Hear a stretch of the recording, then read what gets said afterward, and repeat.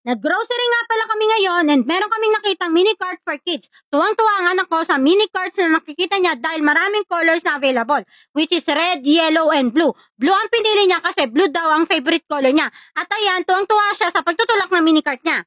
At ayan, nag-add to cart na siya ng tubig namin. Every time kasi na mag-grocery kami is kumukuha kami ng tubig dahil uhawin ng mga anak namin. Diyan is nagtitingin-tingin na siya ng i-add to cart niya. Hindi ko na nga rin na-videoan yung pag-add to cart niya ng cereal dahil patago lang ang pag-video ko dahil bawal talaga ang video sa grocery na yan. Meron niya pala yung hawakan for adults para mag-guide natin yung mga kids natin and hindi sila makabangga ng ibang tao at ng mga items sa shelves. Tignan nyo naman yung cart na yan. Napaka-organized. Hindi pwedeng magulo kundi mabubugnot yung anak ko. And ayan na nga, naglalagay na siya sa cashier ng mga in-add to cart niya sa mismong cart niya. Ayan, iniisa-isa niya. And tuwang-tuwa siya dyan sa paglalagay sa cashier.